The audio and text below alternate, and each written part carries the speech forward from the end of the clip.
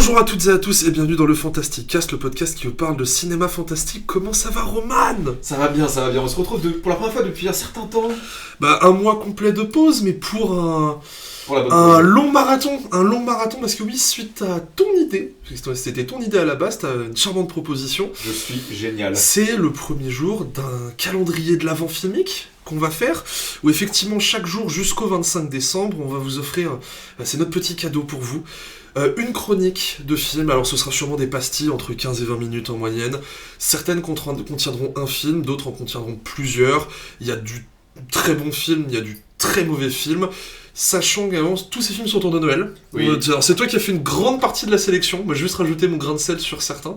C'est ça. Et vraiment, il fallait Noël. C'est-à-dire, pardon. C'est-à-dire, c'est pas décembre, c'est pas l'hiver, c'est pas la neige. C'est pas le nouvel an, c'est vraiment Noël. Noël. Voilà. Noël, et également, on s'est interdit toutes les crasses, genre Mother Krampus, Santa Killer numéro 32. Non, on a pris des vrais films, des vrais films. On va voir qu'il y a vraiment des trucs compliqués, mais on n'a pas pris des DTV tout pourris, genre vraiment moisis, parce que même sur Krampus, c'est compliqué, étant donné que le meilleur film de Noël, d'horreur de Noël, a été pris l'année dernière.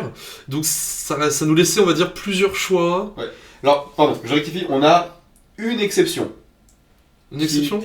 Alors ne divulguons pas tout de suite. Ne divulguons pas tout de suite. Mais qui sortira sur la première moitié de ce calendrier de l'avant. Et donc voilà, un épisode par jour, des petites pastilles, on espère que ça vous plaira évidemment. Et je propose qu'on attaque tout de suite avec le jour 1 du calendrier de l'Avent. Quel est le programme de ce jour 1, Roman ? Alors, ce jour 1, on va s'attaquer non pas à un, mais deux films. Et oui, vous êtes gâtés, mes loulous. Mais après, vous avez vu le titre de l'épisode, vous avez sûrement vu l'image, donc, bon.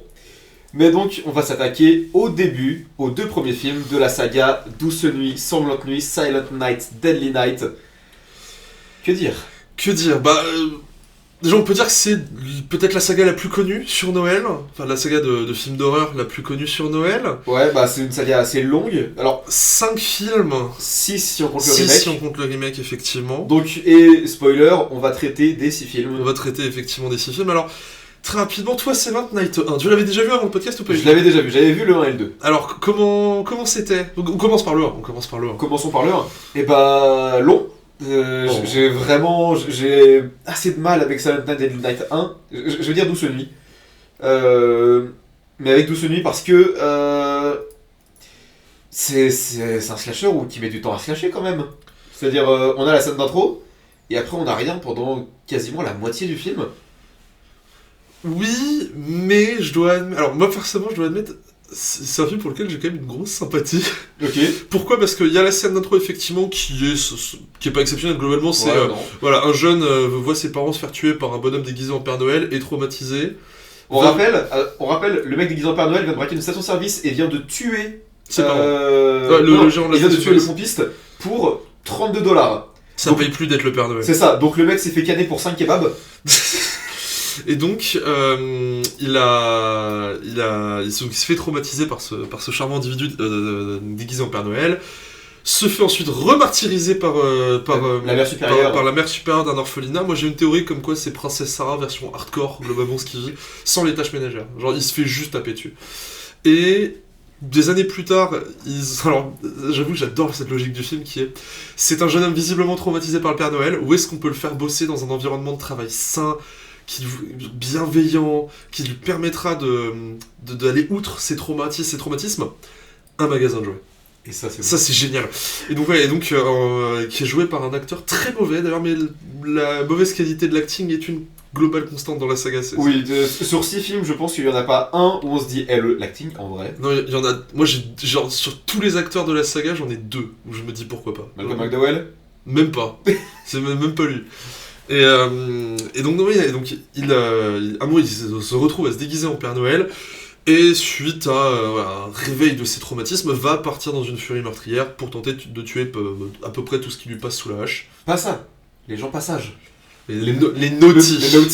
Les naughty. Alors oui, c'est vrai que ce trope de dire naughty avant de tuer quelqu'un, ça peut donner un côté un peu étrange, on va dire, à certaines scènes. Oui. Mais donc, alors, après, voilà, pourquoi est-ce que j'aime bien le film ?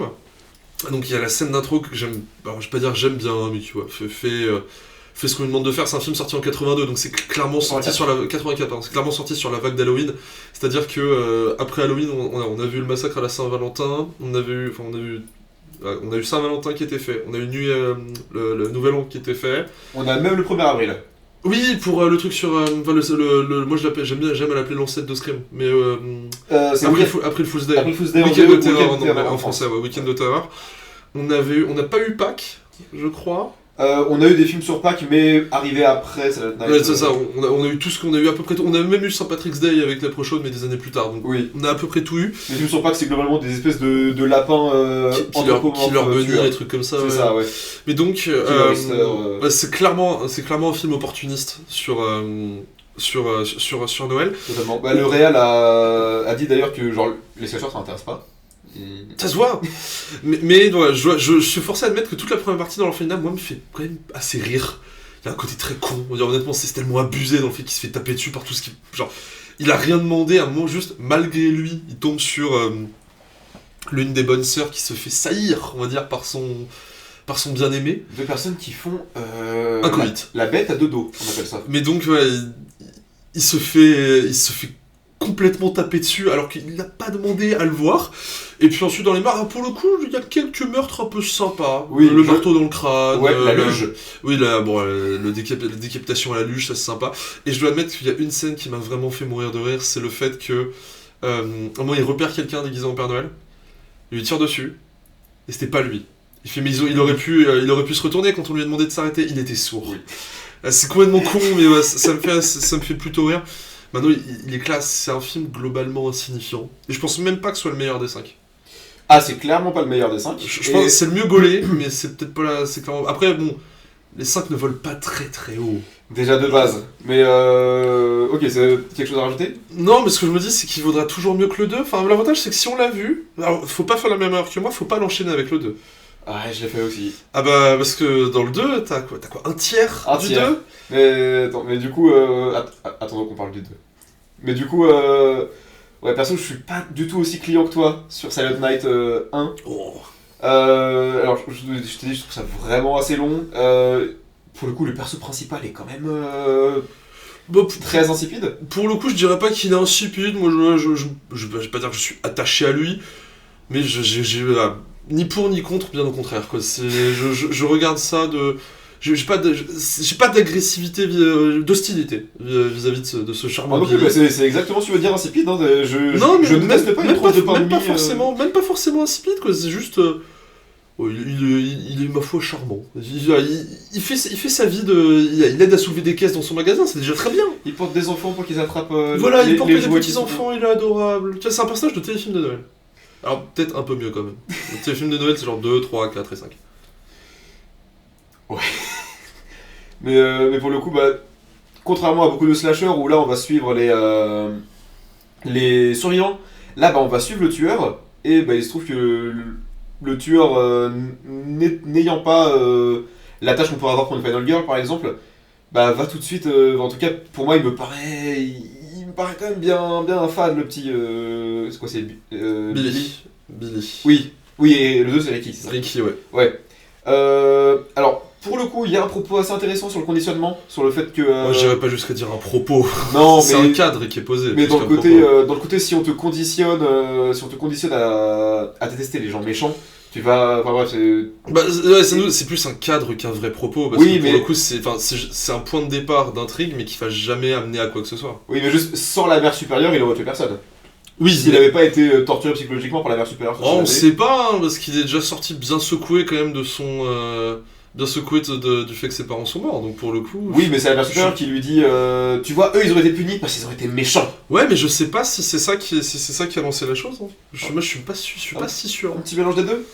Peut-être, mais je sais pas, j'ai du mal à voir le côté vraiment conditionnement. À nouveau, pour moi c'est plus un cadre que vraiment une réflexion qui est amenée. Bah, pour le coup, si réflexion il y a, elle est quand même assez mal exploitée. Bah, le simple fait que la mère supérieure ne meurt pas... Bah, c'est exactement ce que j'allais dire. À la fin... Ouais. Si jamais il y a un propos dans ce cas, il est vraiment dégueulasse, quoi. C'est ça. Pas dégueulasse. Non, parce que du coup, tu peux aller jusqu'à dire oui, l'institution reste, etc. Mais je pense que c'est prêter trop d'intention au film.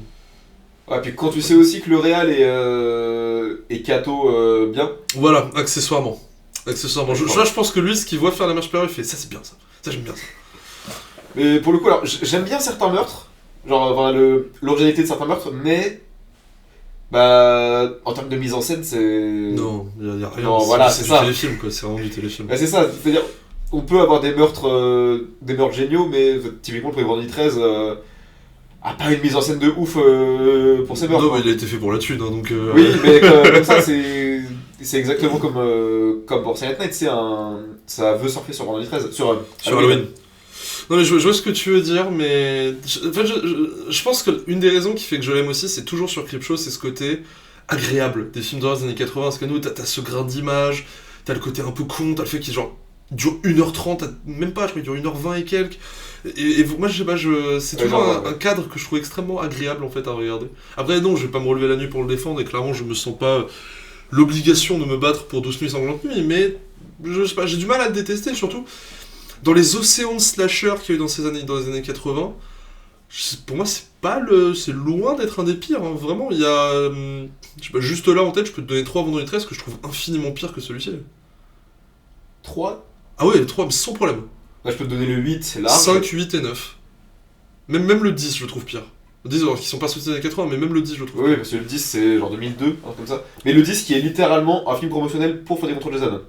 Ah bah ouais, super. Donc, mais non, mais c'est pour ça, c'est un film, c'est agréable. Je dirais pas que c'est incroyable, je dirais que c'est très agréable à regarder. Ouais. Tant mieux si tu agréabilises ce moment, perso. C'est ni agréable ni désagréable. Le film et moi existons dans la même réalité, et on va s'arrêter là. Mais est-ce que tu vas t'arrêter au même endroit avec le 2 ? Ah mais le 2, mais je bois de l'essence, je lui pisse dessus. Et je crame mon meilleur cigare sur son cadavre. Ouais, je pense que c'est pas le pire de la saga. Ah, pour moi, si. Ah, je trouve vraiment pas. Je trouve que c'est le plus malhonnête, mais c'est pas le pire. Parce qu'au moins, t'as des meurtres, quoi. Au moins, tu t'abuses un peu. Enfin, un peu, vite fait. Et t'as le côté nanar, vraiment. Le 2 il est quasiment plus connu que le 1. Mais la VO du 2, c'est fabuleux. C'est fabuleux. Carl Zero joue bien à côté de Eric Freeman, le personnage du 2. Alors, évidemment, le Garbage Guy est connu, il n'a pas une réplique de juste, et du coup, je me suis dit, mais c'est pas possible, il est pas acteur. Et effectivement, non, à la base, il devait être juste un figurant ou un 3e, 4e rôle. Et en fait, l'acteur qui devait jouer donc Ricky adulte s'est barré. Donc on lui a fait non mais vas-y viens tu joues un peu ça, vas-y pousse les potards, t'inquiète ça va être bien. Voilà, donc le 2 est complètement malhonnête, notamment avec son usage de 1/3 du film qui est fait de stock footage du 1 où c'est littéralement l'histoire du 1 qui est racontée. Avec une voix off. Avec une voix off mal jouée. Oui. Mais j'avoue que moi c'est vraiment un nanar, je rigole énormément devant le 2 quoi. Ah moi non. Ah mais les dialogues, chaque ligne de dialogue est un long moment de solitude. Et la seule actrice pas dégueu, qui est la copine du héros, au moment où elle meurt, tu sais que là c'est bon, c'est parti, c'est jusqu'au bout, tu t'amuses quoi. Ah non mais c'est incroyable, il a pas une mimique de juste, c'est trop drôle. Et alors pour le coup la VF le rend bien, ça. Alors pas pour le Garbage Day, mais pour tout le reste, il a vraiment, surtout dans sa narration des événements du 1, il a cette espèce d'accent, mais vraiment de routier. Le routier à la robe zombie. Non mais pour le coup moi j'ai jamais vu en VF, j'avoue que les nanars en VF, évidemment certains passent beaucoup mieux, mais... Hitman le Cobra. Comment ? Hitman le Cobra. Mais celui-ci, tout le monde m'a dit garde la VO, elle est bien meilleure, et vraiment Silent Night, Deadly Night 2, mais... En plus, y a rien qui va, t'as des acteurs qui changent au milieu du film, t'as des effets de montage complètement pétés, en fait, sur l'échelle Nicolas Cage, on est sur un très solide Jiu-Jitsu.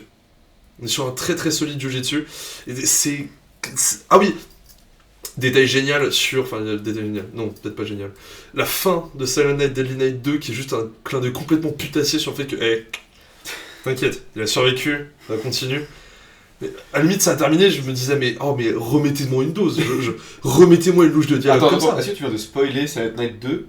Mais attends, mais les gens sont choc barre là. Ah non, tu vas gâcher le plaisir aux gens qui veulent authentiquement se faire transporter par le film. Alors, oui, tu peux te faire transporter, mais alors c'est dans des dimensions dans lesquelles je n'accompagne personne, mais... En fait, je pense que une autre raison qui fait que j'aime... Je vais pas dire que j'aime beaucoup Silent Night 2, c'est faux, j'aime beaucoup Van Helsing, c'est ça. Mais Silent Night 2, c'est le côté... On parlera un jour de Van Helsing. Vraie, authentique catastrophe industrielle. T'as vraiment tout qui est là, quoi. C'est l'Arthur Malédiction de l'époque. C'est fabuleux, c'est fabuleux. Comment ça a pu arriver? À nouveau, cette même théorie de... Tu sais, hein, quand tu fais un film, c'est quand même des thunes qui sont engagées et tout.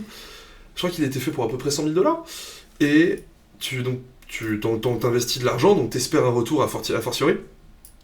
Tu fais tes choses, tu tournes le film, tu le montes, etc. Tu le mets en salle de montage. Qui s'est dit, ouais, là, on va entuber les gens? Là, ça passe. 250 000 $. Ah bah je les vois pas. J'ai ma petite idée sur où ils peuvent être partis, mais ils sont pas à l'écran.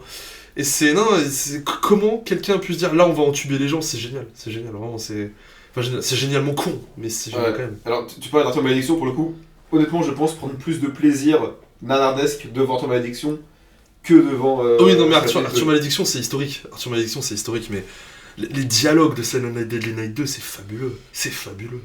Ouais mais pour le coup en fait tu tournes assez vite en rond.